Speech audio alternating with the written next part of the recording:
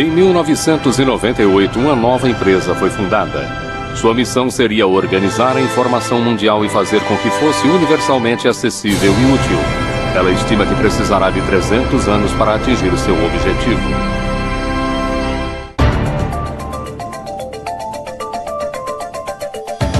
O jeito Google de trabalhar. Empresas bem-sucedidas começam com metas audaciosas e não há dúvida de que o objetivo do Google de querer organizar toda a informação mundial e fazer com que ela fosse útil era uma meta audaciosa. Começamos com a internet, mas vemos nossa missão como algo além da rede. Para nós é a forma que comunicamos aquilo que pensamos, porque há muita informação. O Google pode ter começado como um simples sistema de busca, mas hoje com aplicativos como Android, Chrome, Wave, Picasa, Google Apps, YouTube, Google Ocean e agora até seu próprio smartphone se tornou uma potência na internet. Este tsunami tecnológico ataca quase diariamente com suas equipes de desenvolvimento localizadas em todo o mundo. No processo, o Google se tornou um aspirador global de dados digitais. Lida com estimados 20 petabytes de dados todos os dias, ou o equivalente a 130 bilhões de fotografias, ou 5 bilhões de músicas em iPod. Também lida com mais de 1 bilhão de buscas por dia, e essas buscas deixam a pegada digital de cada pessoa que visita o site. Uma das coisas interessantes a respeito das buscas do Google é que é um banco de dados de intenções. É uma coletânea incrível do que se está pensando num determinado momento, com base no que se está procurando ou no que se está escrevendo em e-mails. E qualquer instituição que tenha acesso a isso pode ter poder sobre você, ou pode vir a afetá-lo de forma negativa. Sabem o que é isto? Alguém sabe o que é isto aqui? Os fundadores do Google, Sergey Brin e Larry Page. São as pessoas que estão acessando o Google pelo mundo. Certo. Não percebi o que era quando vi pela primeira vez. Mas foi isso que me ajudou a ter noção. Isto é o que processamos no escritório, que fica ligado em tempo real. E cada um destes pontos elevados representa cerca de 20 a 30 buscas. Obrigado, Sergey. O objetivo? Que o Google se transforme numa entidade que tudo sabe. Esta palestra deve ser sobre o futuro. Por isso pensei em tocar um pouco nesse assunto. E para fazer uma busca perfeita é necessário ser esperto. Na verdade, o sistema de busca perfeito seria a inteligência artificial. E estamos trabalhando nisso. É um tanto irônico que eles usem uma imagem de Hall, o computador do mal do filme 2001, Uma Odisseia no Espaço, ao promoverem uma mensagem tão benevolente.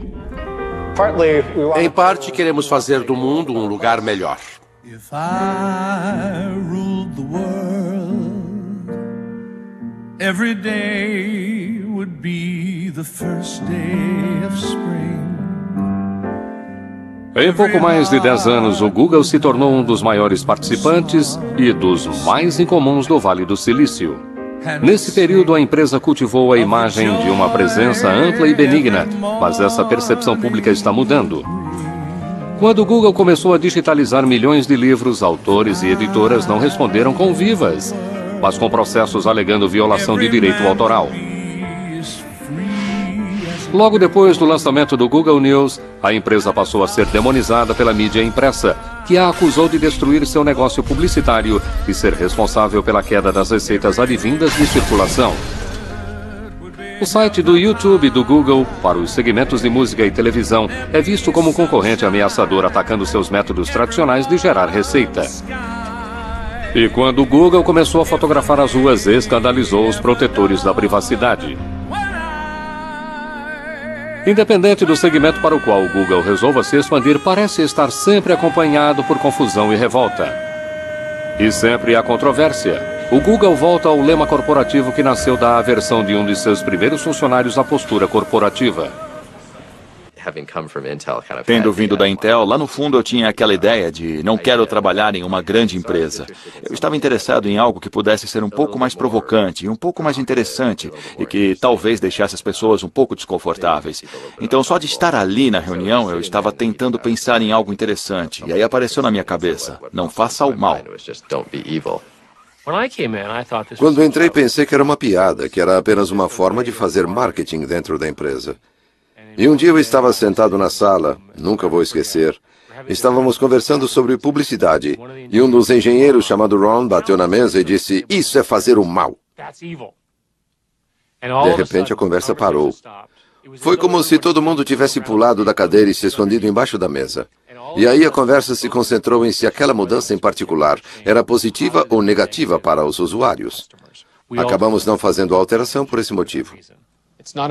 Não é um lema ruim, mas está mal colocado, porque está ficando cada vez mais difícil dizer que alguém não faz o mal. Se pensarmos no escopo das diferentes atividades em que os provedores de serviço estão envolvidos, não é mais só busca. Palo Alto, Califórnia. O sistema de busca Google nasceu no berço de inovação tecnológica que era o Departamento de Ciência da Computação da Universidade de Stanford. Larry Page e Sergey Brin se conheceram como estudantes de doutorado em 1995. Eles tinham muito em comum. Os pais dos dois eram professores universitários e as mães dos dois eram cientistas. Nasceram em 1963 e ambos cresceram com computadores e adoravam tudo que se relacionasse com eles. Nosso programa de doutorado é muito seletivo, mas não pensei quando os vi pela primeira vez. Uau! É a pessoa mais inteligente que já conheci. Héctor Garcia Molina foi um dos orientadores de Sergey Brin, trabalhando com ele em alguns problemas de mineração de dados. O que me chamou a atenção no Sergey foi a sua idade. Ele entrou aqui como doutorando aos 19 anos. Essa era a primeira coisa que chamava a atenção ao vê-lo. Era um rapaz muito jovem que sabia muito e era muito inteligente. Sergey Brin nasceu na Rússia, foi um prodígio da matemática que amava nadar e fazer ginástica. Larry Page foi um inventor buscando mudar o mundo. Em algum momento, não sei exatamente quando, eles se conectaram e começaram a trabalhar juntos no sistema de busca. Eles criaram seu sistema de busca inicial usando computadores prontos e tiveram que implorar para que a universidade emprestasse alguns computadores. Depois de estourarem o limite do cartão de crédito, conseguiram algumas soluções engenhosas para suas finanças limitadas. Larry, então, descobriu que ficaria mais barato se comprassem os discos individuais sem os cases. E montaram suas próprias máquinas, conseguindo mais capacidade de armazenamento pela mesma quantia. Com uma estrutura feita de blocos de construção de brinquedo e o molho secreto de algoritmos que chamavam de backrub, eles montaram um novo sistema de busca revolucionário. Era imediatamente perceptível que a ordenação das páginas era significativamente melhor do que aquela fornecida pelo Alta Vista. Em meados de 1990, o Alta Vista, assim como a maioria dos outros sistemas de busca, olhava apenas o texto, classificando os resultados com base em quantas vezes uma palavra-chave aparecia. O sistema de busca de Larry e Sergey era muito mais sofisticado, com um algoritmo matemático que olhava o número de links de e para os sites da internet. Quanto mais links, maior é a classificação. A primeira busca que digitei no Google foi a taxa de câmbio canadense. E ele me deu exatamente a informação correta que eu poderia querer sobre aquela taxa de câmbio. E eu fiquei... Odeio usar o termo maravilhado, mas fiquei maravilhado por ter conseguido encontrar exatamente o que eu queria com tanta rapidez. Acho que perceberam que um projeto de pesquisa de universidade não lhes daria o escopo e a escala necessários para que o sistema funcionasse. Então disseram, vamos tirar uma licença, vamos sair, montar uma empresa, deixá-la funcionando e aí voltamos para terminar a pesquisa. Larry e Sergey preparavam-se para deixar Stanford para dar início à sua empresa de sistema de busca registrada como Google, grafia errada de um termo matemático para seguido de 100 zeros. Enquanto isso, continuaram participando do programa de ciência da computação. Me apresentaram um trabalho que já tinham feito no sistema de busca e, devido aos meus interesses, eu queria fazer parte daquilo. O Google ganhou seu primeiro funcionário, Craig Silverstein, um colega do doutorado. Éramos os três no começo e parece que durante uma eternidade fomos só nós. Nós nos importávamos muito com a adequação à cultura. E recusamos a contratação de algumas pessoas que, embora fossem tecnicamente muito qualificadas, não tinham a personalidade certa para trabalhar conosco. Os 3 doutorandos de Stanford abriram a sede da empresa naquele clichê do Vale do Silício, numa garagem. A empresa começou a se expandir. Entrei em janeiro de 1999, alguns meses depois de terem começado. Havia na época mais 4 pessoas na empresa, incluindo Larry e Sergey. E eles alugavam metade de uma casa de alguém que ainda morava lá, e que hoje é um dos vice-presidentes do Google. E todos os computadores estavam trabalhando em escritórios ou quartos. A garagem estava incluída, acredito que tínhamos uma impressora lá, e tínhamos uma mesa de ping-pong, mas a empresa não era toda na garagem. Trabalhamos na garagem, eu fazia questão disso. Talvez fosse um dia por mês ou um dia a cada 2 meses, mas eu fazia questão de que de vez em quando nós entrássemos naquela garagem e trabalhássemos um pouco ali. E eu queria poder dizer aos outros, num momento como este, que começamos numa garagem, para fins de registro. Começamos numa garagem, só que foi numa garagem que tinha aposentos e uma casa. Quando o Google ficou grande demais, mudou sua sede corporativa para um escritório normal no centro de Palo Alto. Estávamos em Palo Alto naquela época, que era a cidade dos restaurantes, e minha meta era irmos a um restaurante diferente todas as noites. Jantávamos e almoçávamos fora o tempo todo. A empresa estava se expandindo rapidamente e logo eles se mudaram de novo, mas com menos restaurantes perto do novo endereço, Larry e Sergey decidiram que seria mais eficiente e barato se tivessem uma cozinha própria e com seu próprio chefe. O escolhido tinha no currículo um período cozinhando para a banda Grateful Dead. Eles me ofereceram ações no começo e relutei bastante. Conversei com meu pai perguntando: pai, esses caras querem que eu dê dinheiro a eles por essas ações, numa empresa que ainda não é pública. E ele respondeu: é um golpe, não acredite neles, não entregue nem um centavo. Ao contrário de outros sistemas de busca, a página inicial do Google era limpa e eficiente, sem aqueles banners e pop-ups irritantes. Larry Page e Sergey Brin viram seu sistema de busca Google ficar cada vez mais popular, mas o sistema ainda não estava se traduzindo em dinheiro de verdade, e eles não tinham plano de negócios para fazer a empresa dar lucro. Nossos fundadores decidiram que não aceitaríamos publicidade pelo tempo que fosse possível. Porém, acho que a ideia brilhante veio quando dissemos: olha, por que não mostramos anúncios que são baseados em texto e que não têm aquelas imagens em movimento ou distrações? Com base na busca, o Google forneceria anúncios simples para que as pessoas clicassem neles. Então, em outubro de 2000, o Google embarcou em um novo negócio: publicidade online. Quase imediatamente o dinheiro de publicidade começou a entrar e os investidores de capital pressionaram Larry e Sergey. Eles queriam um presidente experiente para administrar a empresa.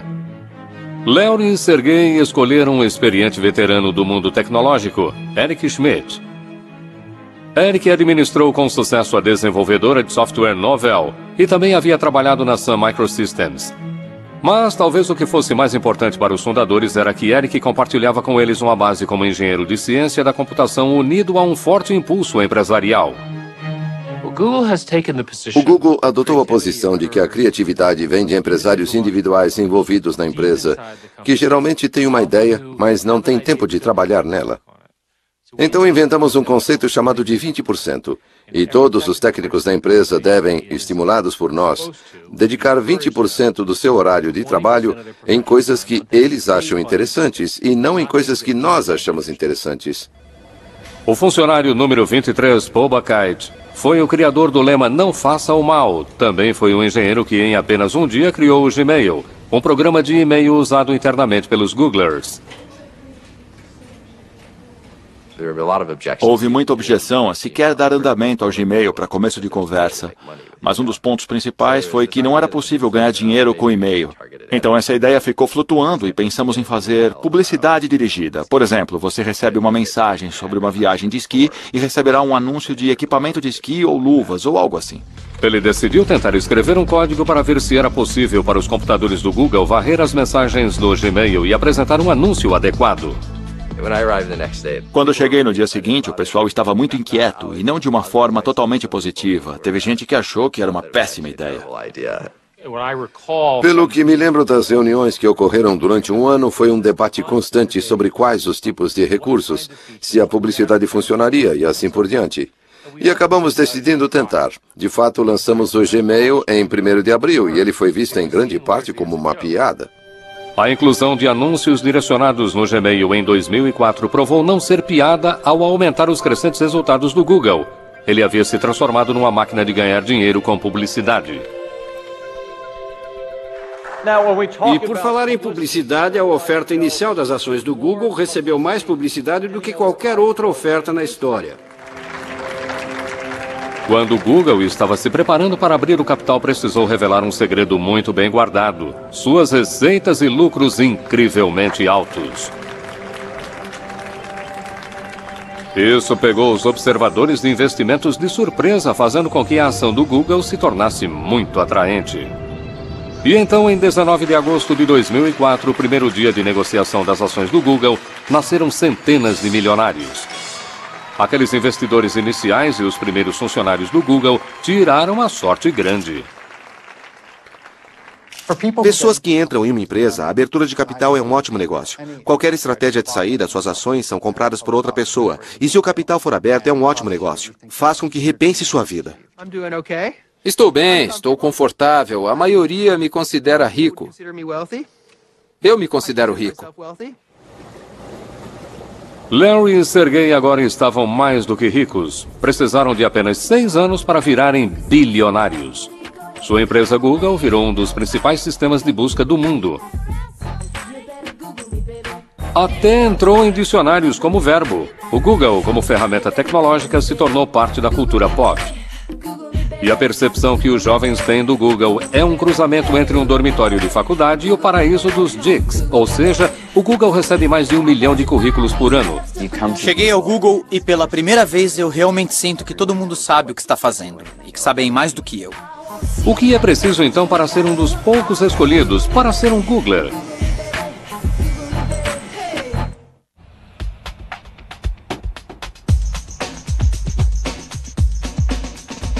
O Google PAX, como é conhecido pelos Googlers que o habitam, é montado de forma a fazer com que se sinta o melhor e mais brilhante.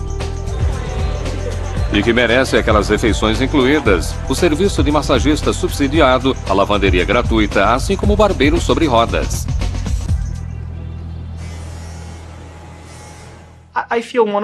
Acho que uma das melhores coisas a respeito do Larry e do Sergey é que eles foram muito espertos e foram brilhantes. Mas acho que uma das melhores coisas que fizeram foi terem se cercado das melhores pessoas, as mais brilhantes que puderam achar. O Google recebe mais de 1 milhão de currículos por ano, mas para entrar para a turma dos 20 mil Googlers no mundo todo é necessário passar por uma série terrível de testes e entrevistas. Rajan Seth, outro graduado em ciência da computação em Stanford, trabalhou em outras empresas de alta tecnologia antes de se aproximar do Google. Acho que passei por algo entre 10 a 15 entrevistas na época. E finalmente minha última entrevista foi com Larry. Literalmente cheguei um dia e me sentei no escritório do Larry Page e fui entrevistado por ele. E foram muitas perguntas difíceis. Eu não sabia direito como tinha me saído, mas parece que ele gostou bastante de mim, a ponto de decidirem me fazer uma oferta. Entre os funcionários mais queridos no Google, logo depois dos engenheiros de ciência da computação, estão os novos contratados, chamados de APMs ou gerentes de produto associados. Uma grande parte do motivo pelo qual o Google contratou associados, como no meu caso, gerentes de produtos associados recém-saídos da escola naquele momento, foi para poder educar esses futuros gerentes de produtos como eu, da forma que o Google queria que eles fossem. A maioria é de jovens recém-formados com notas incrivelmente altas e recebem muita responsabilidade e autoridade no começo de sua carreira. Não estamos priorizando isso agora, mas não achamos que será possível substituir a página inicial desde o primeiro dia. Dentre a safra mais recente dos APMs está um canadense, Jeff Harris. A minha função aqui, que é de gerente de produto associado, é meio que projetada para pessoas que têm base técnica, mas não estão necessariamente codificando no dia a dia.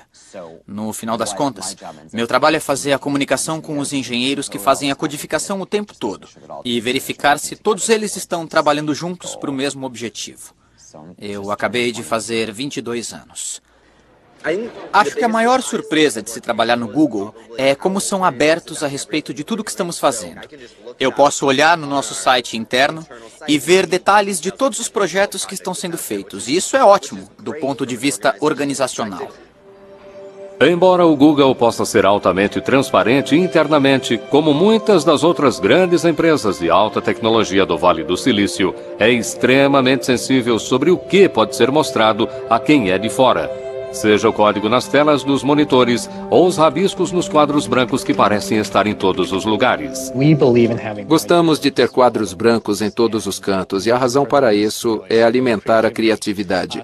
É possível desenhar coisas, comunicar ideias e trabalhar com outras pessoas naquela ideia. É possível publicar de forma programada a liberação ao mesmo tempo ou não? Sim.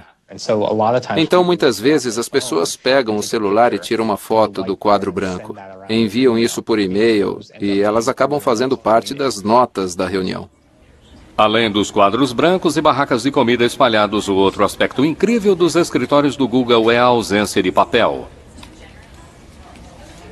Operamos praticamente sem usar papel. Uma das coisas que fizemos aqui no Google é que os usuários têm laptops que levam consigo para as reuniões a que comparecem. As anotações são feitas de forma eletrônica para que possam ser instantaneamente compartilhadas com as pessoas. Um apetite insaciável para o que é novo e inovador, cobrindo um amplo espectro de tecnologias, significa que o Google está constantemente começando.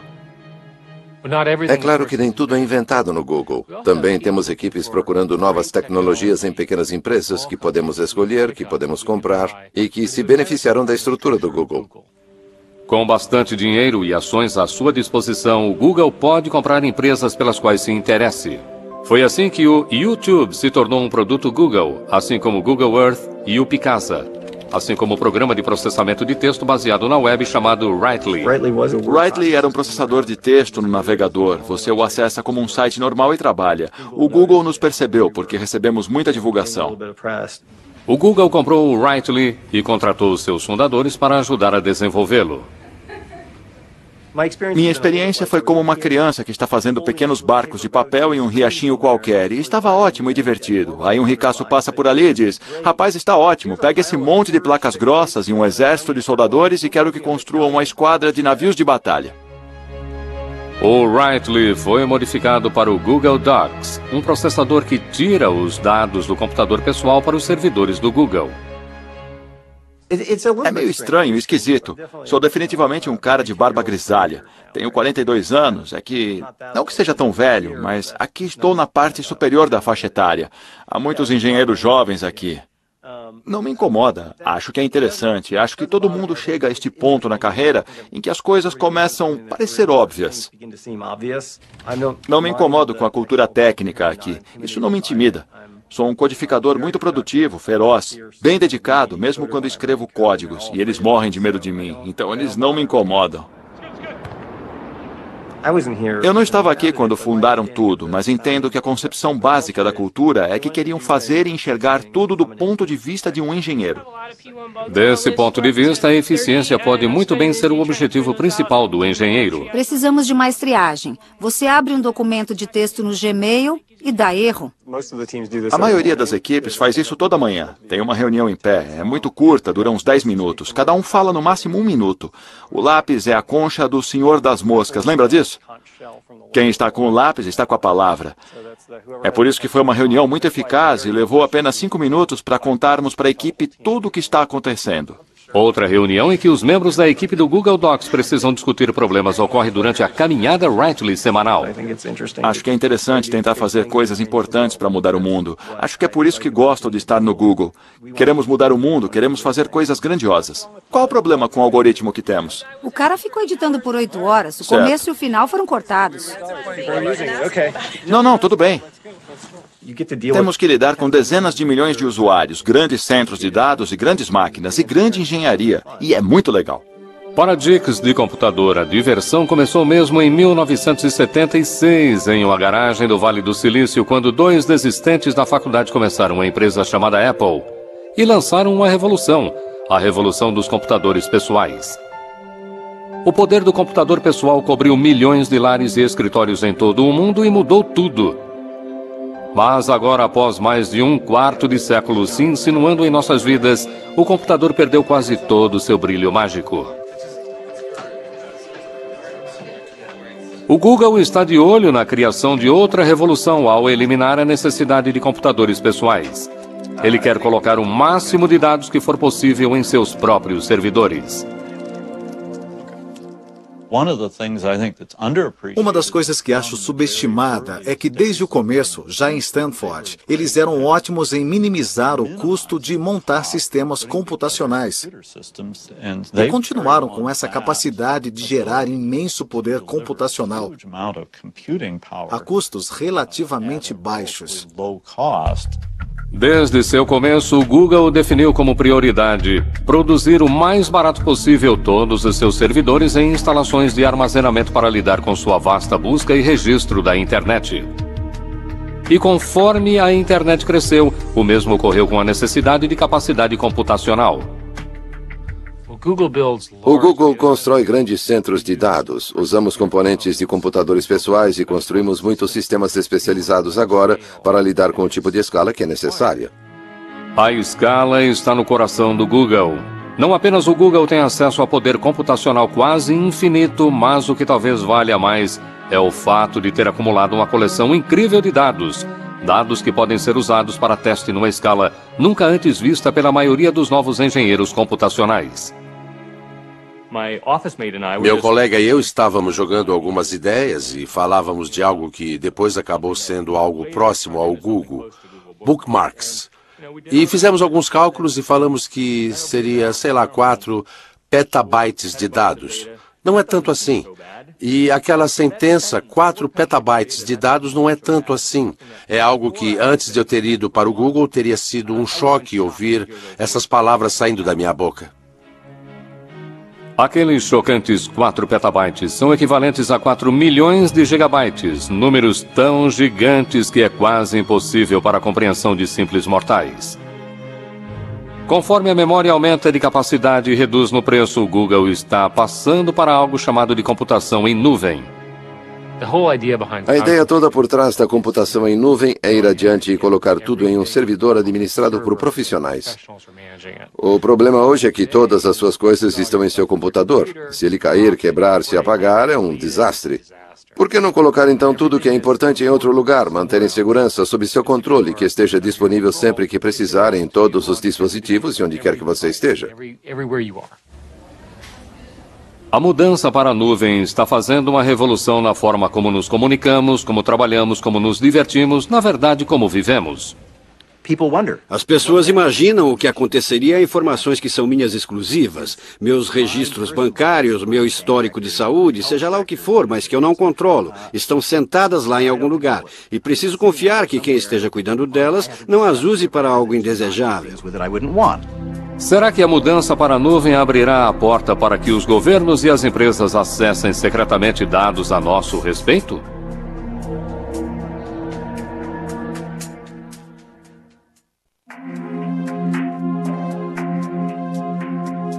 Se os dados digitais de todos forem passados para as nuvens computacionais, onde é que essas nuvens ficarão? Uma delas tocou o sopé das montanhas Blue Ridge, na Carolina do Norte. Este já foi o centro da produção moveleira americana. Aí, na década de 1980, o trabalho barato do exterior acabou com os empregos, deixando para trás uma economia devastada e uma quantidade incrível de eletricidade ociosa. Acontece que os centros de dados computacionais são consumidores vorazes de eletricidade para alimentar os servidores e resfriar vastas quantidades de água usada para refrigeração. A cidade de Lenoir tinha bastante de ambos, e aí, no final de 2005, o Google chegou, mas veio coberto por sigilo. Do ponto de vista do Google, pelo menos como eu entendo, foi que aquela corrida para construir esses centros de dados é tão intensa e a informação, pelo menos da forma como eles veem, é tão exclusiva que eles não queriam que nenhum de seus concorrentes soubesse o que estavam fazendo. T.J. Hoare é advogado e vereador do município de Lenoir e esteve envolvido nas negociações a portas fechadas com o Google. Eles nos deram informações que não podíamos revelar para mais ninguém. O Google definitivamente tinha uma atitude do tipo, olha, ou é do nosso jeito ou tchau. O que oferecemos é isso aqui, é pegar ou largar. O governo local e estadual, desesperados, estavam mais do que prontos para chegar a um acordo que trouxesse o Google para esta área devastada. Ofereceram a ele um benefício fiscal de 30 anos sobre propriedade e equipamentos. Estima-se o benefício em $160 milhões por um período de 30 anos. Destes armazéns digitais, cujo custo se estima em 600 milhões de dólares cada, sai um fluxo contínuo de dados. Aqui estão os e-mails, as fotografias, as músicas, os vídeos, os mapas e as buscas que fizeram do Google uma potência de coleta de dados. O Google não divulga quantos centros de dados possui em todo o mundo, mas os rumores são de que há 3 dúzias deles no mundo todo. Todos conectados digitalmente e todos firmemente plantados no solo. Mas isso pode mudar. O Google registrou uma patente para construir centros de dados no mar aberto. Alimentados pelas tecnologias mais recentes de aproveitamento da energia das ondas, os servidores do Google ficariam em balsas. A expectativa é que esses servidores marítimos seriam muito mais baratos e certamente não haveria impostos sobre imóveis e propriedades a pagar. Ainda precisam construir um modelo que funcione, mas o Google é uma empresa que gosta de se mover rapidamente quando se trata de tecnologia de ponta. Porém, o Google não teve pressa quando se tratou de abrir um escritório na China. O crescimento no uso da internet na China é incrível. Até 2009, seus usuários de internet ultrapassaram toda a população dos Estados Unidos.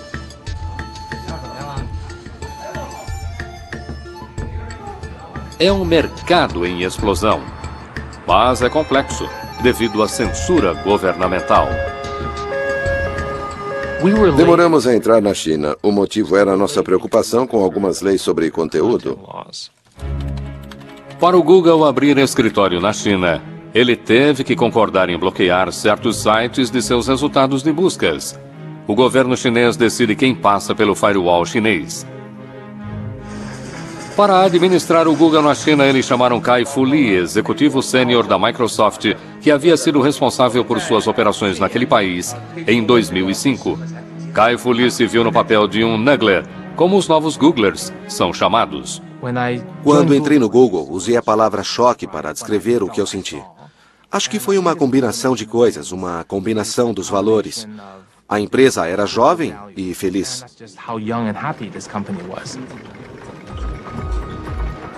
Meu objetivo era fazer a cultura do escritório do Google China o mais próximo possível do escritório do Google em Mountain View. Mas é impossível fazer exatamente igual, porque a cultura chinesa e a cultura americana são diferentes. Nada separa essas duas culturas mais do que quem está realmente usando a internet. O usuário médio da internet tem 25 anos na China, contra cerca de 42 anos nos Estados Unidos. Então a diferença é significativa e os padrões de uso também são bem diferentes. Os usuários chineses, por serem mais jovens, tendem a gostar de entretenimento, jogos, música, vídeo, tendem a usar menos a busca e comércio virtual. Da mesma forma, quando usam a rede, eles tendem a querer algo que seja muito agitado e estimulante, ao contrário das interfaces simples de usuário.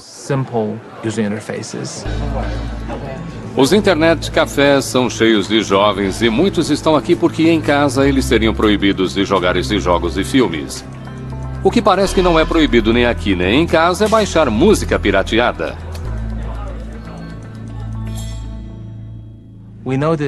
Percebemos que a maioria dos usuários chineses na internet baixam música pirateada ou sem licença por meio de outros sistemas de busca, e que isso se tornou um hábito. Acho que a maioria dos usuários acredita que tem direito de fazer isso.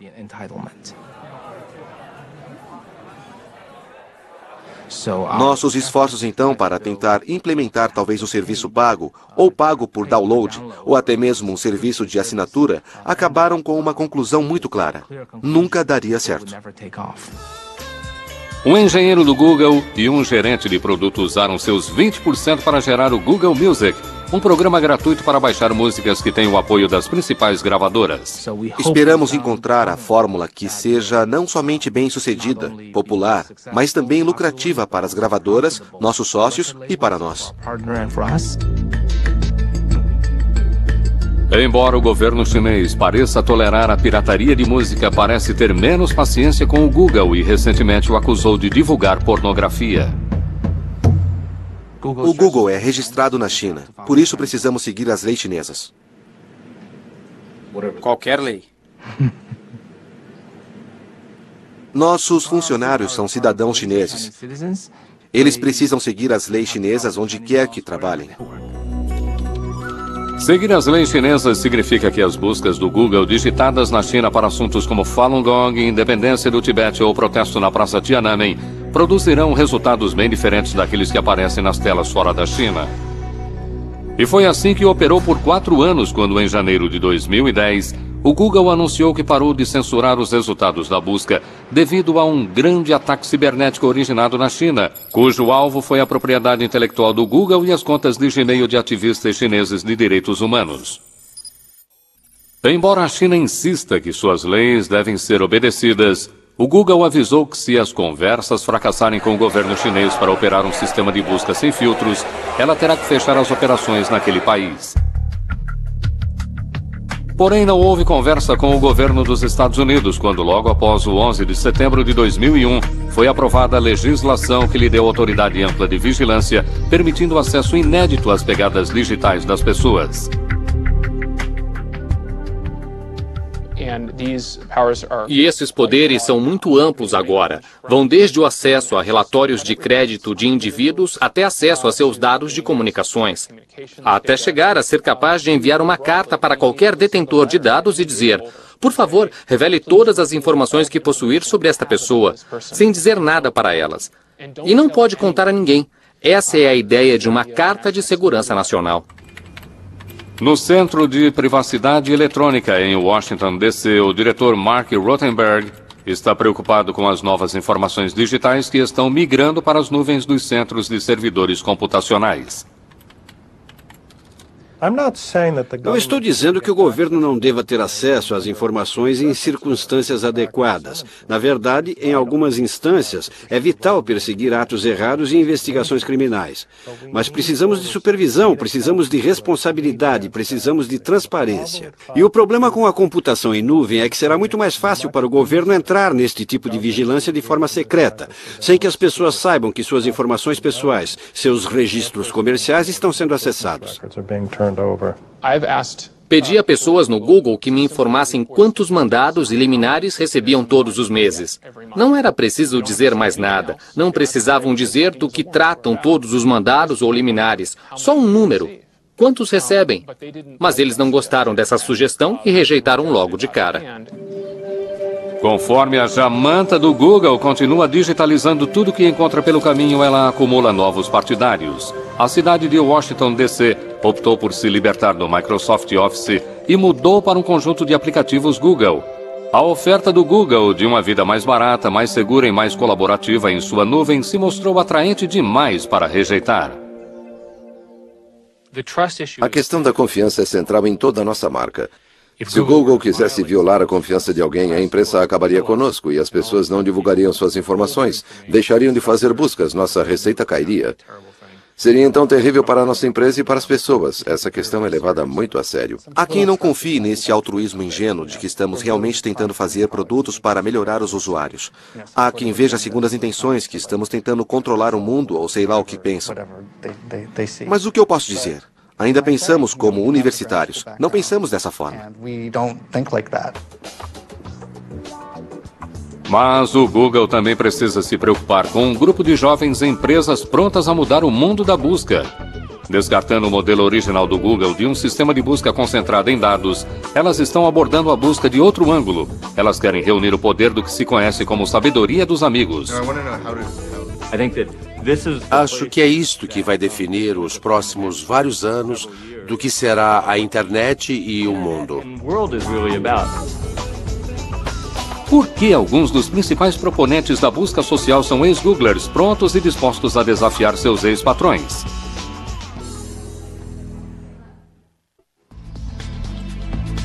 Com quase 20 mil funcionários em todo o mundo, o Google está começando a ver alguns de seus primeiros funcionários saindo para dar o que pensam ser o próximo grande passo. Em um bairro simples de São Francisco, uma jovem empresa da área de internet tem bastante DNA corporativo do Google. Vários de seus fundadores são ex-Googlers, mas sua empresa, Adfark, deseja ir além do Google e transformar a busca em si. Gostamos de chamar de busca social. O conceito é o de que está procurando pela pessoa certa no momento. E você não quer saber da vida dessa pessoa. Você só quer interagir com ela, porque ela sabe de algo que vai ajudá-la naquele momento. Às vezes não está escrito em um site, mas alguém pelo mundo sabe a resposta. E todos nós temos redes sociais. A Advac é basicamente um utilitário que lhe dá acesso a isso. Mais adiante, em um centro industrial insípido no Vale do Silício, há outra empresa de rede social com sua própria lista impressionante de ex-Googlers, inclusive Paul Buchheit, que é conhecido e talvez odiado por ter cunhado o lema do Google, não faça o mal. Sua minúscula empresa chamada FriendFeed está desenvolvendo um novo serviço de rede social que compartilha e acompanha os que os amigos estão ouvindo, lendo e postando na rede. Nenhum de nós sabe o que vai acontecer em seguida, mas acho que este é exatamente o lado bom de uma nova empresa. Numa grande empresa, posso prever facilmente o que vai acontecer no ano seguinte. Numa empresa nova, ninguém faz ideia do que vai acontecer em seguida. No próximo ano, você pode ser um sucesso incrível ou um fracasso. O Google estava acompanhando o FriendFeed para uma possível aquisição, mas antes de chegar ao seu segundo ano de vida, o FriendFeed foi engolido pelo fenômeno da rede social Facebook, por 50 milhões de dólares, segundo dizem. O Facebook, fundado por um desistente de Harvard em 2004, passou por crescimento explosivo e representa um verdadeiro desafio ao Google, ao mesmo tempo em que atrai um surpreendente número de ex-Googlers. Acho que sair do Google e optar por vir para o Facebook só demonstra como estou compelido e convencido da importância da missão do Facebook. O Facebook e o Twitter são atualmente as redes sociais mais usadas e eles perceberam que essas recomendações, baseadas em amigos, é uma forma de busca muito distante dos algoritmos e cálculos frios do Google.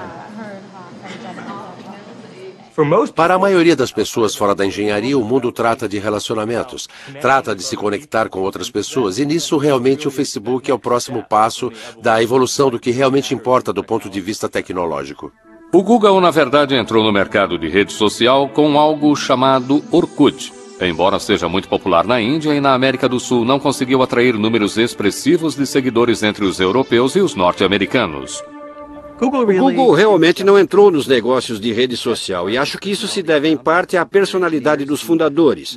Como eles são engenheiros, acho que papo furado com os amigos não é a prioridade. A prioridade é reunir informação do mundo científico. Acho que pensaram que aquilo não era interessante, importante, porque alguém perderia tempo com aquilo. Ficou claro quando o mundo mudou para o Facebook e Twitter. Eles disseram, também podemos fazer isso tecnicamente? Claro, podemos colocar coisas do Twitter no Gmail, coisas do Facebook no que temos, e temos o Orkut, mas acho que o coração da empresa não está ali. A empresa não trata disso, trata de informação, toda a informação do mundo.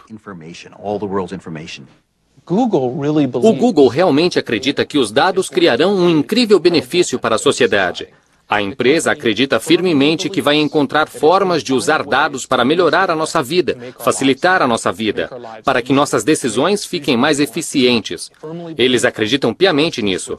Por exemplo, com as tendências de gripe, acreditam que monitorar as buscas individuais ao procurarem por coisas como tosse ou outros problemas médicos vão detectar a gripe e serão capazes de intervir de forma mais eficiente e menos pessoas morrerão. Quando o Google fez sua oferta inicial de ações, Larry e Sergey escreveram uma carta pessoal explicando que aspiravam para o futuro da empresa. O Google não é uma empresa convencional, escreveram, e nem pretendemos ser. A missão do Google de coletar toda a informação mundial e deixá-la acessível e útil, e fazer isso dentro de 300 anos, já fez com que a empresa fosse muito além das buscas em sites da internet. Seja fotografando as ruas ou digitalizando os livros do mundo, ou transformando nossos dispositivos móveis em portais da internet, ou criando o maior repositório de vídeo do mundo em sua própria nuvem, o Google continua sendo um fenômeno tecnológico. Mas seu futuro depende de algo um tanto não científico. Confiança. A confiança de que está mantendo nossos dados a salvo de hackers e governos curiosos. A confiança de que a empresa não está fazendo uso inadequado de nossas informações e, por fim, a confiança de que o Google está se mantendo fiel ao seu lema, não faça o mal. Em fevereiro de 2010, a empresa de busca social Aardvark foi comprada pelo Google por 50 milhões de dólares. Versão Marshmallow São Paulo.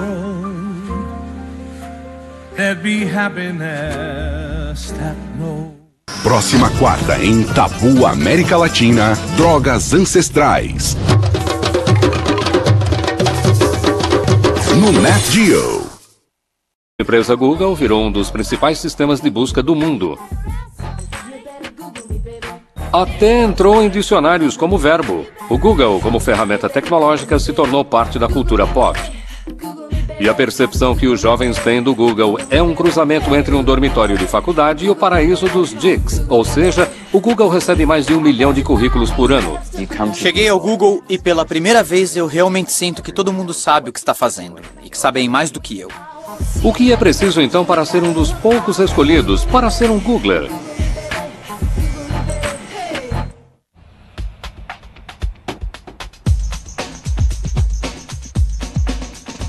O Google PACS, como é conhecido pelos Googlers que o habitam, é montado de forma a fazer com que se sinta o melhor e mais brilhante. E que merece aquelas refeições incluídas, o serviço de massagista subsidiado, a lavanderia gratuita, assim como o barbeiro sobre rodas.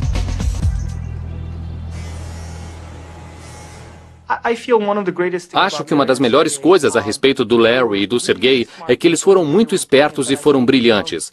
Mas acho que uma das melhores coisas que fizeram foi terem se cercado das melhores pessoas, as mais brilhantes que puderam achar. O Google recebe mais de 1 milhão de currículos por ano, mas para entrar para a turma dos 20 mil Googlers no mundo todo é necessário passar por uma série terrível de testes e entrevistas. Rajan Seth, outro graduado em ciência da computação em Stanford, trabalhou em outras empresas de alta tecnologia antes de se aproximar do Google. Acho que passei por algo entre 10 a 15 entrevistas na época.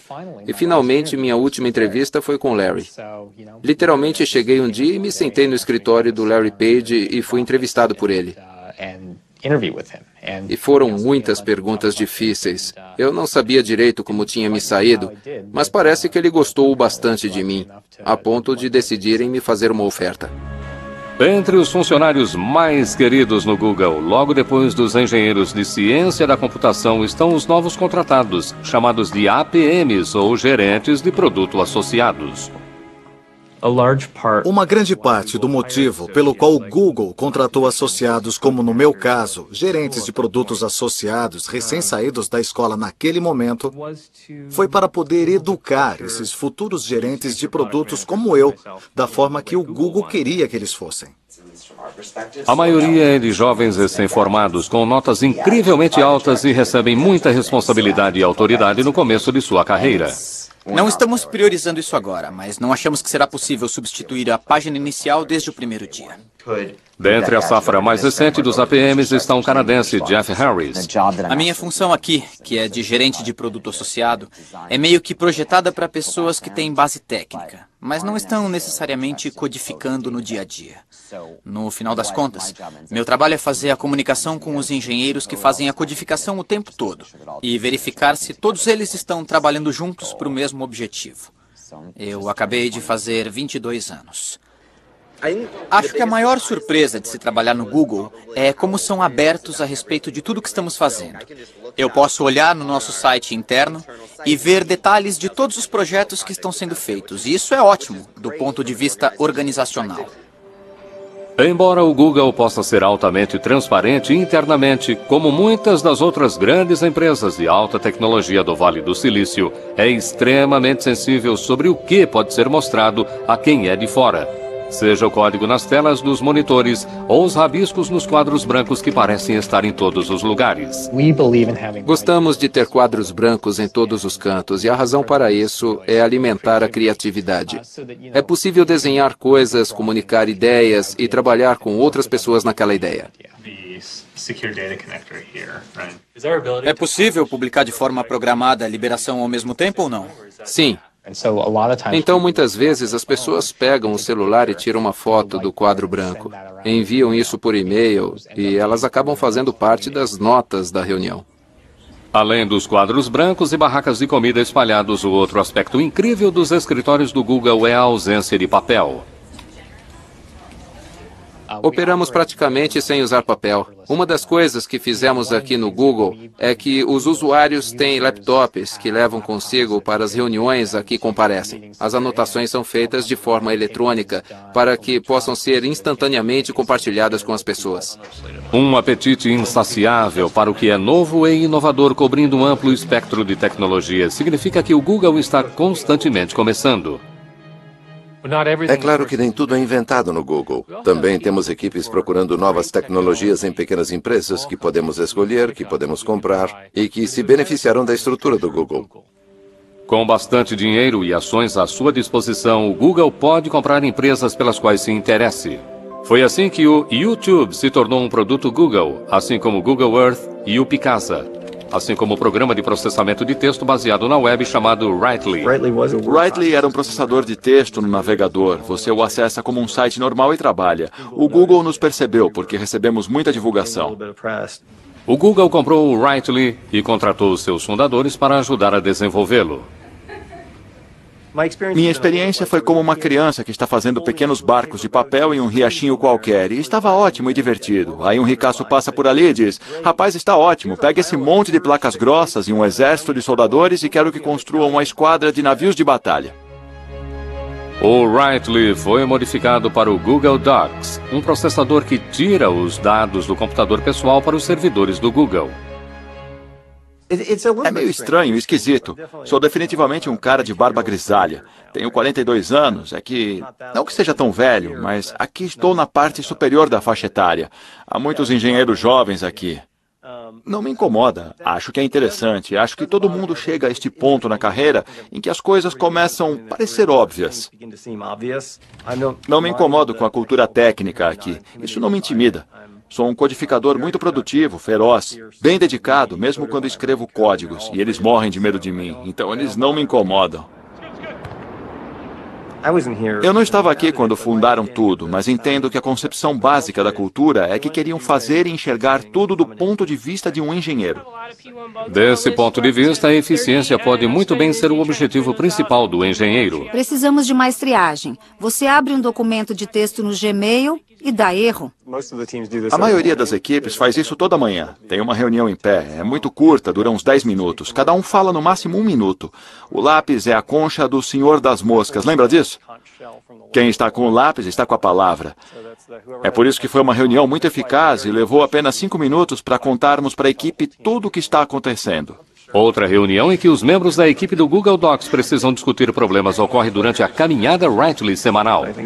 Acho que é interessante tentar fazer coisas importantes para mudar o mundo. Acho que é por isso que gosto de estar no Google. Queremos mudar o mundo, queremos fazer coisas grandiosas. Qual o problema com o algoritmo que temos? O cara ficou editando por 8 horas. O começo e o final foram cortados. Não, tudo bem. Temos que lidar com dezenas de milhões de usuários, grandes centros de dados e grandes máquinas e grande engenharia. E é muito legal. Para geeks de computador, a diversão começou mesmo em 1976, em uma garagem do Vale do Silício, quando 2 desistentes da faculdade começaram uma empresa chamada Apple e lançaram uma...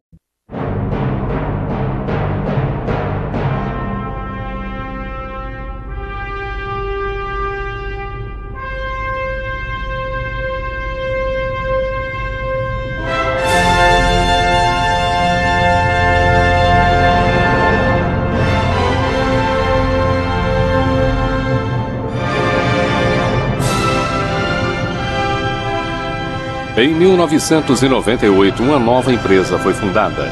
Sua missão seria organizar a informação mundial e fazer com que fosse universalmente acessível e útil. Ela estima que precisará de 300 anos para atingir seu objetivo.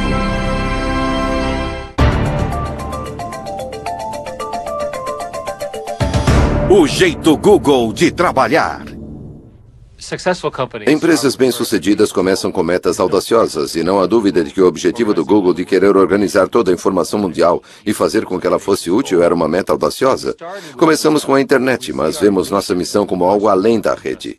Para nós é a forma que comunicamos aquilo que pensamos, porque há muita informação.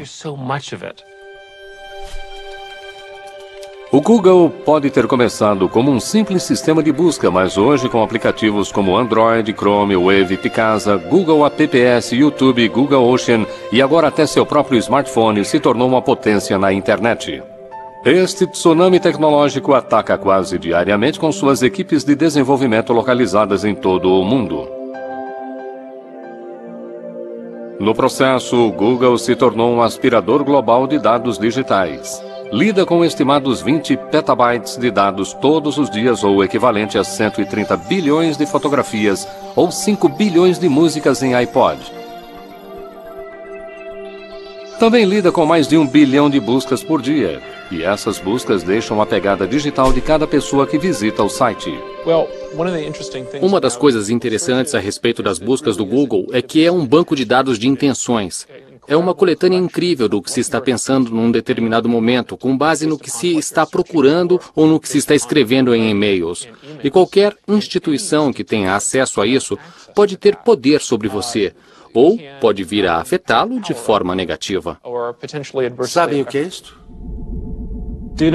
Alguém sabe o que é isto aqui? Os fundadores do Google, Sergey Brin e Larry Page. São as pessoas que estão acessando o Google pelo mundo. Certo. Não percebi o que era quando vi pela primeira vez. Mas foi isso que me ajudou a ter noção. Isto é o que processamos no escritório, que fica ligado em tempo real. E cada um destes pontos elevados representa cerca de 20 a 30 buscas. Obrigado, Sergey. Objetivo? Que o Google se transforme numa entidade que tudo sabe. Esta palestra deve ser sobre o futuro. Por isso pensei em tocar um pouco nesse assunto. E para fazer uma busca perfeita é necessário ser esperto. Na verdade, o sistema de busca perfeito seria a inteligência artificial. E estamos trabalhando nisso.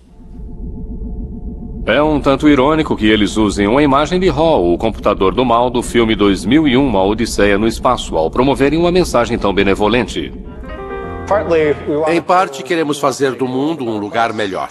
If I ruled the world, every day would be the first day of spring. Em pouco mais de 10 anos, o Google se tornou um dos maiores participantes e dos mais incomuns do Vale do Silício. Nesse período, a empresa cultivou a imagem de uma presença ampla e benigna, mas essa percepção pública está mudando. Quando o Google começou a digitalizar milhões de livros, autores e editoras não responderam com vivas, mas com processos alegando violação de direito autoral.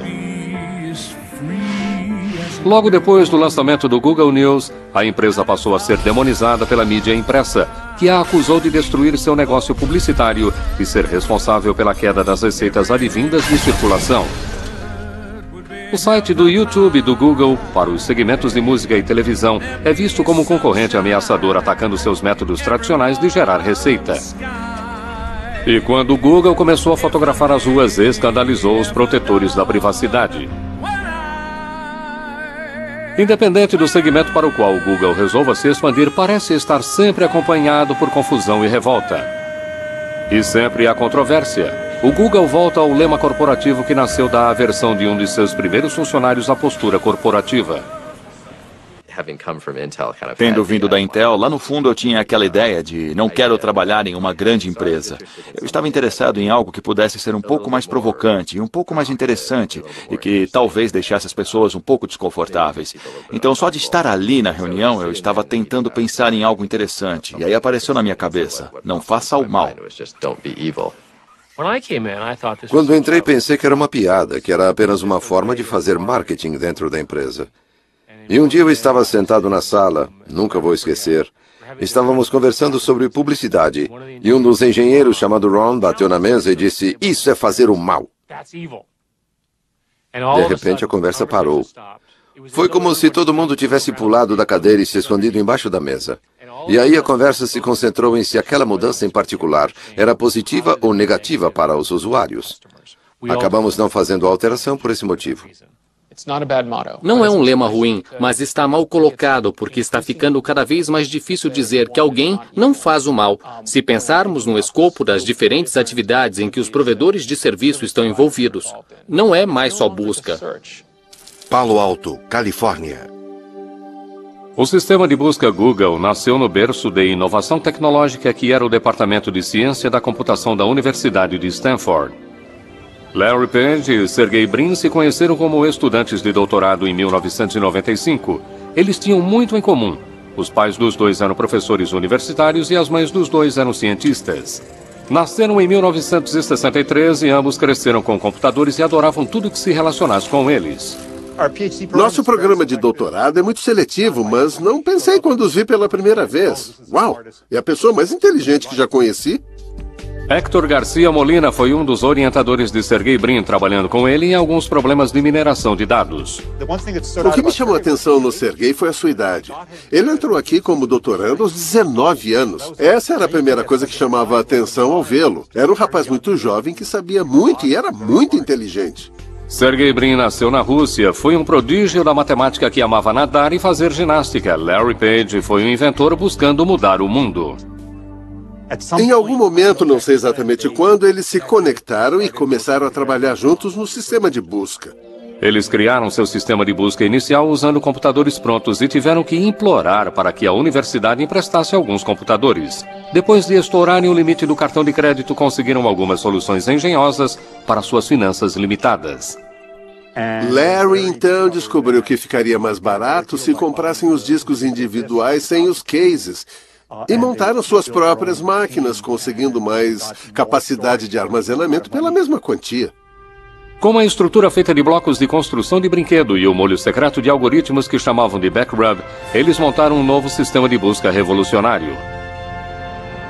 Era imediatamente perceptível que a ordenação das páginas era significativamente melhor do que aquela fornecida pelo Alta Vista. Em meados de 1990, o Alta Vista, assim como a maioria dos... A chinesa e a cultura americana são diferentes. Nada separa essas duas culturas mais do que quem está realmente usando a internet. O usuário médio da internet tem 25 anos na China, contra cerca de 42 anos nos Estados Unidos. Então a diferença é significativa, e os padrões de uso também são bem diferentes. Os usuários chineses, por serem mais jovens, tendem a gostar de entretenimento, jogos, música, vídeo. Tendem a usar menos a busca e comércio virtual. Da mesma forma, quando usam a rede, eles tendem a querer algo que seja muito agitado e estimulante. Ao contrário das interfaces simples de usuário.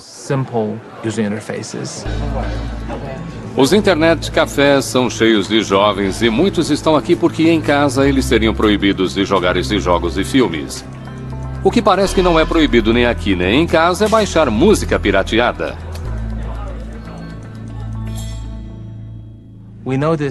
Percebemos que a maioria dos usuários chineses na internet baixam música pirateada ou sem licença por meio de outros sistemas de busca, e que isso se tornou um hábito. Acho que a maioria dos usuários acredita que tem direito de fazer isso.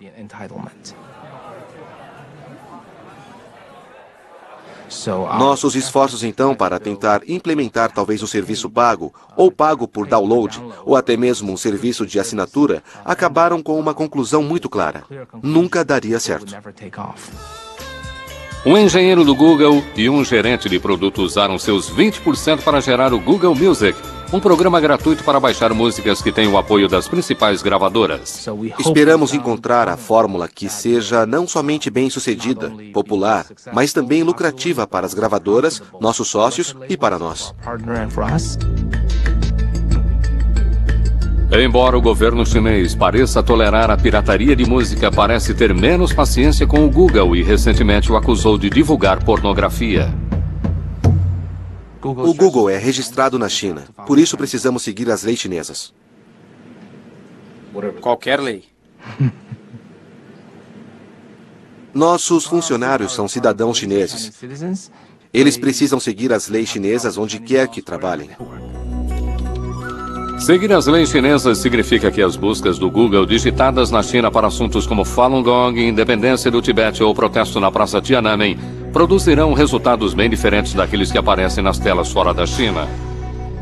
E foi assim que operou por 4 anos, quando em janeiro de 2010, o Google anunciou que parou de censurar os resultados da busca devido a um grande ataque cibernético originado na China, cujo alvo foi a propriedade intelectual do Google e as contas de Gmail de ativistas chineses de direitos humanos.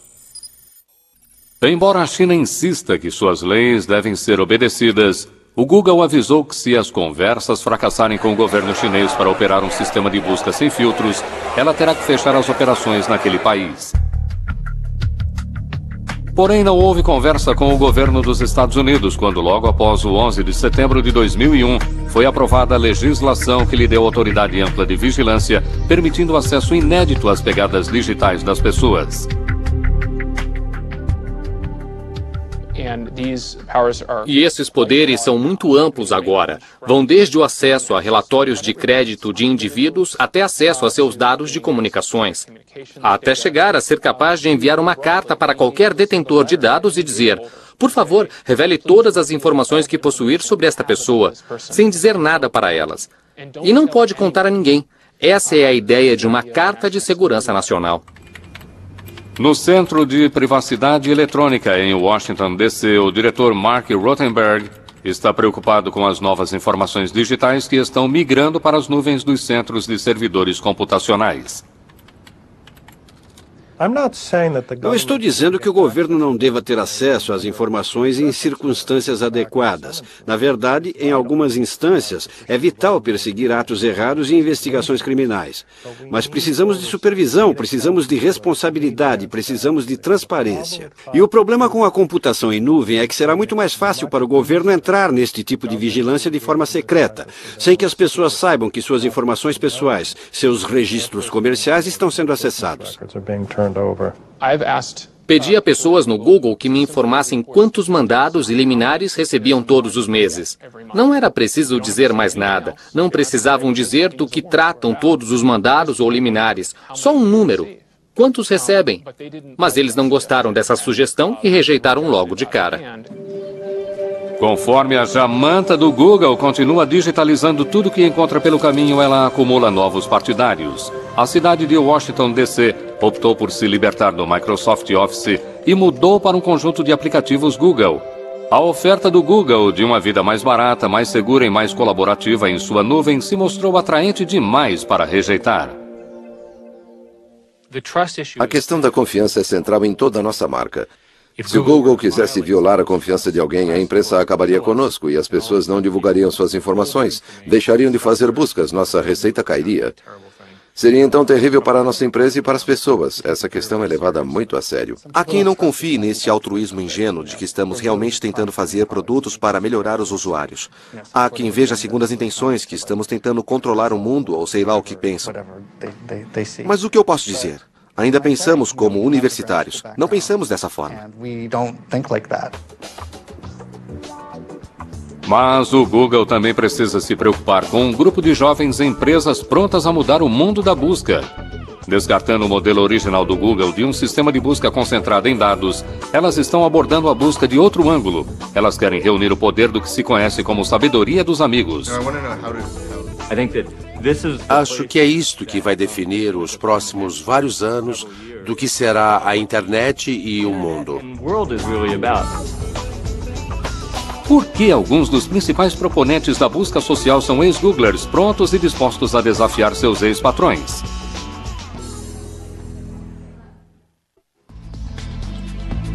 Com quase 20 mil funcionários em todo o mundo, o Google está começando a ver alguns de seus primeiros funcionários saindo para dar o que pensam ser o próximo grande passo.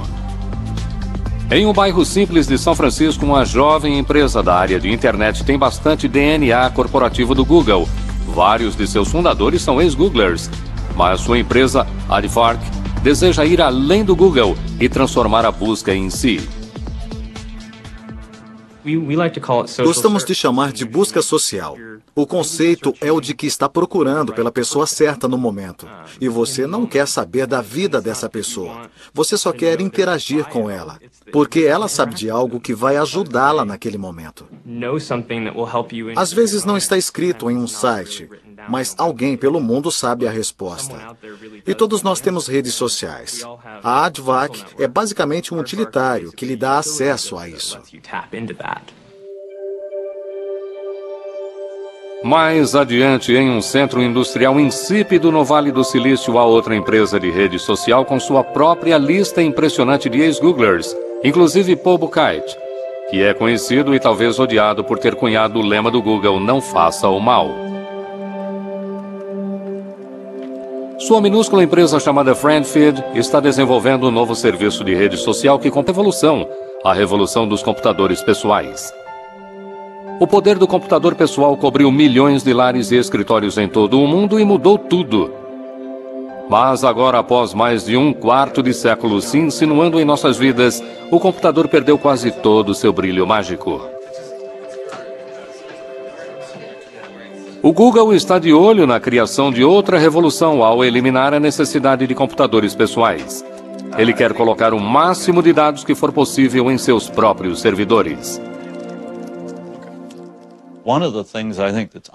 Uma das coisas que acho subestimada é que desde o começo, já em Stanford, eles eram ótimos em minimizar o custo de montar sistemas computacionais.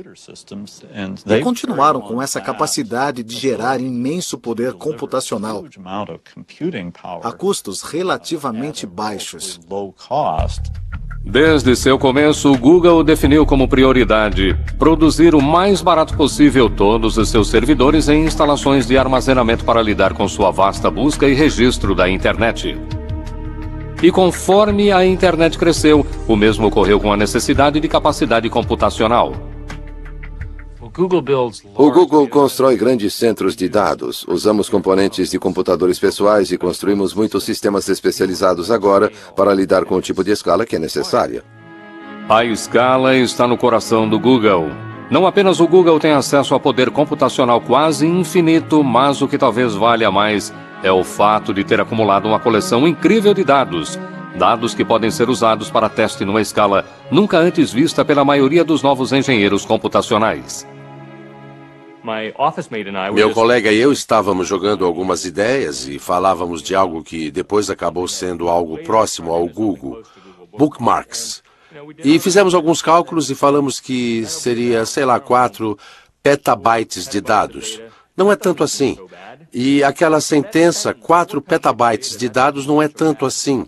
É algo que, antes de eu ter ido para o Google, teria sido um choque ouvir essas palavras saindo da minha boca. Aqueles chocantes 4 petabytes são equivalentes a 4 milhões de gigabytes, números tão gigantes que é quase impossível para a compreensão de simples mortais. Conforme a memória aumenta de capacidade e reduz no preço, o Google está passando para algo chamado de computação em nuvem. A ideia toda por trás da computação em nuvem é ir adiante e colocar tudo em um servidor administrado por profissionais. O problema hoje é que todas as suas coisas estão em seu computador. Se ele cair, quebrar, se apagar, é um desastre. Por que não colocar então tudo que é importante em outro lugar, manter em segurança sob seu controle, que esteja disponível sempre que precisar em todos os dispositivos e onde quer que você esteja? A mudança para a nuvem está fazendo uma revolução na forma como nos comunicamos, como trabalhamos, como nos divertimos, na verdade, como vivemos. As pessoas imaginam o que aconteceria a informações que são minhas exclusivas, meus registros bancários, meu histórico de saúde, seja lá o que for, mas que eu não controlo. Estão sentadas lá em algum lugar. E preciso confiar que quem esteja cuidando delas não as use para algo indesejável. Será que a mudança para a nuvem abrirá a porta para que os governos e as empresas acessem secretamente dados a nosso respeito?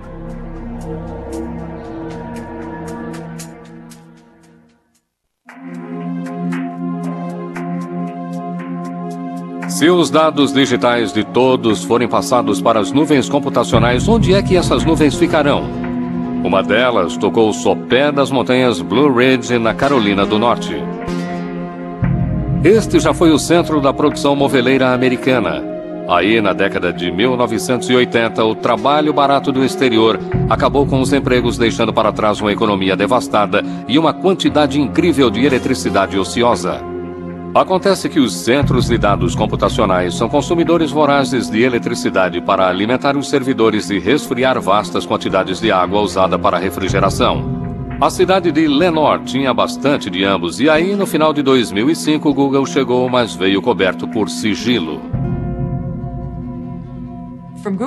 Do ponto de vista do Google, pelo menos como eu entendo, foi que aquela corrida para construir esses centros de dados é tão intensa e a informação, pelo menos da forma como eles veem, é tão exclusiva que eles não queriam que nenhum de seus concorrentes soubesse o que estavam fazendo. T.J. Hoare é advogado e vereador do município de Lenoir e esteve envolvido nas negociações a portas fechadas com o Google.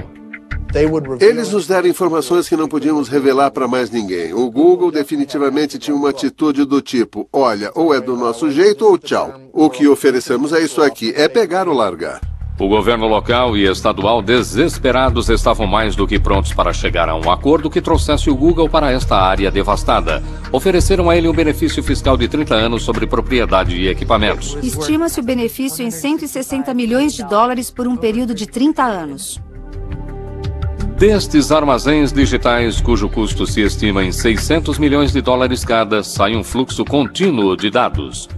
Aqui estão os e-mails, as fotografias, as músicas, os vídeos, os mapas e as buscas que fizeram do Google uma potência de coleta de dados.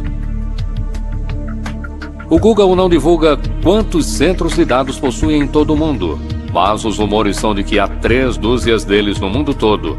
Todos conectados digitalmente e todos firmemente plantados no solo. Mas isso pode mudar. O Google registrou uma patente para construir centros de dados no mar aberto. Alimentados pelas tecnologias mais recentes de aproveitamento da energia das ondas, os servidores do Google ficariam em balsas. A expectativa é que esses servidores marítimos seriam muito mais baratos e certamente não haveria impostos sobre imóveis e propriedades a pagar.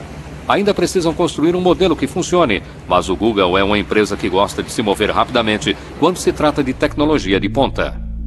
Porém, o Google não teve pressa quando se tratou de abrir um escritório na China. O crescimento no uso da internet na China é incrível. Até 2009, seus usuários de internet ultrapassaram toda a população dos Estados Unidos.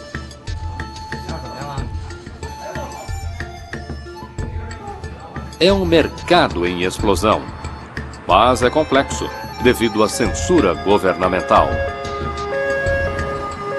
Demoramos a entrar na China. O motivo era a nossa preocupação com algumas leis sobre conteúdo. Para o Google abrir escritório na China, ele teve que concordar em bloquear certos sites de seus resultados de buscas. O governo chinês decide quem passa pelo firewall chinês. Para administrar o Google na China, eles chamaram Kai-Fu Lee, executivo sênior da Microsoft, que havia sido responsável por suas operações naquele país em 2005. Kai-Fu Lee se viu no papel de um Nuggler, como os novos Googlers são chamados. Quando entrei no Google, usei a palavra choque para descrever o que eu senti. Acho que foi uma combinação de coisas, uma combinação dos valores. A empresa era jovem e feliz.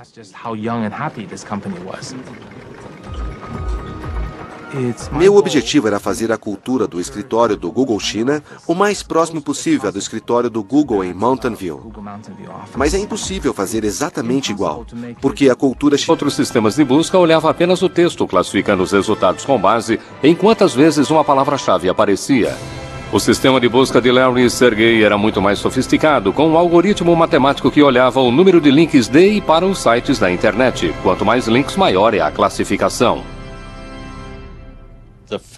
A primeira busca que digitei no Google foi a taxa de câmbio canadense. E ele me deu exatamente a informação correta que eu poderia querer sobre aquela taxa de câmbio. E eu fiquei...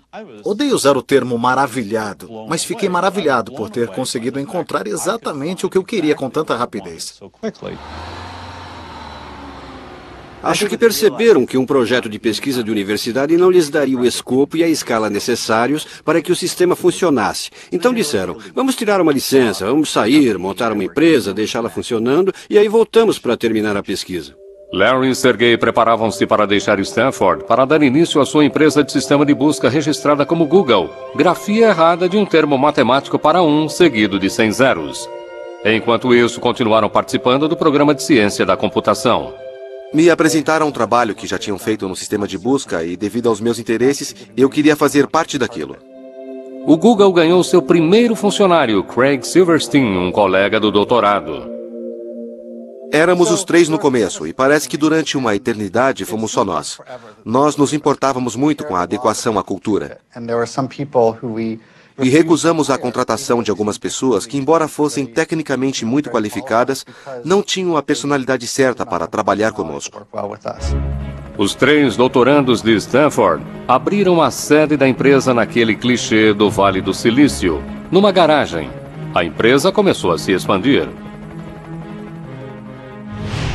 Entrei em janeiro de 1999, alguns meses depois de terem começado. Havia na época mais 4 pessoas na empresa, incluindo Larry e Sergey, e eles alugavam metade de uma casa de alguém que ainda morava lá, e que hoje é um dos vice-presidentes do Google. E todos os computadores estavam trabalhando em escritórios ou quartos. A garagem estava incluída, acredito que tínhamos uma impressora lá, e tínhamos uma mesa de ping-pong, mas a empresa não era toda na garagem. Trabalhamos na garagem, eu fazia questão disso. Talvez fosse um dia por mês ou um dia a cada 2 meses, mas eu fazia questão de que de vez em quando nós entrássemos naquela garagem e trabalhássemos um pouco ali. E eu queria poder dizer aos outros, num momento como este, que começamos numa garagem, para fins de registro. Começamos numa garagem, só que foi numa garagem que tinha aposentos e uma casa. Quando o Google ficou grande demais, mudou sua sede corporativa para um escritório normal no centro de Palo Alto. Estávamos em Palo Alto naquela época, que era a cidade dos restaurantes, e minha meta era irmos a um restaurante diferente todas as noites. Jantávamos e almoçávamos fora o tempo todo. A empresa estava se expandindo rapidamente e logo eles se mudaram de novo, mas com menos restaurantes perto do novo endereço, Larry e Sergey decidiram que seria mais eficiente e barato se tivessem uma cozinha própria e com seu próprio chefe. O escolhido tinha no currículo um período cozinhando para a banda Grateful Dead. Eles me ofereceram ações no começo e relutei bastante. Conversei com meu pai perguntando: pai, esses caras querem que eu dê dinheiro a eles por essas ações, numa empresa que ainda não é pública. E ele respondeu: é um golpe, não acredite neles, não entregue nem um centavo. Ao contrário de outros sistemas de busca, a página inicial do Google era limpa e eficiente, sem aqueles banners e pop-ups irritantes. Larry Page e Sergey Brin viram seu sistema de busca Google ficar cada vez mais popular, mas o sistema ainda não estava se traduzindo em dinheiro de verdade, e eles não tinham plano de negócios para fazer a empresa dar lucro. Nossos fundadores decidiram que não aceitaríamos publicidade pelo tempo que fosse possível. Porém, acho que a ideia brilhante veio quando dissemos: olha, por que não mostramos anúncios que são baseados em texto e que não têm aquelas imagens em movimento ou distrações? Com base na busca, o Google forneceria anúncios simples para que as pessoas clicassem neles. Então, em outubro de 2000, o Google embarcou em um novo negócio: publicidade online. Quase imediatamente o dinheiro de publicidade começou a entrar e os investidores de capital pressionaram Larry e Sergey. Eles queriam um presidente experiente para administrar a empresa. Larry e Sergey escolheram um experiente veterano do mundo tecnológico, Eric Schmidt. Eric administrou com sucesso a desenvolvedora de software Novell e também havia trabalhado na Sun Microsystems. Mas talvez o que fosse mais importante para os fundadores era que Eric compartilhava com eles uma base como engenheiro de ciência da computação unido a um forte impulso empresarial. O Google adotou a posição de que a criatividade vem de empresários individuais envolvidos na empresa, que geralmente têm uma ideia, mas não têm tempo de trabalhar nela. Então inventamos um conceito chamado de 20%, e todos os técnicos da empresa devem, estimulados por nós, dedicar 20% do seu horário de trabalho em coisas que eles acham interessantes e não em coisas que nós achamos interessantes. O funcionário número 23, Paul Buchheit, foi o criador do lema Não Faça o Mal. Também foi um engenheiro que em apenas um dia criou o Gmail, um programa de e-mail usado internamente pelos Googlers.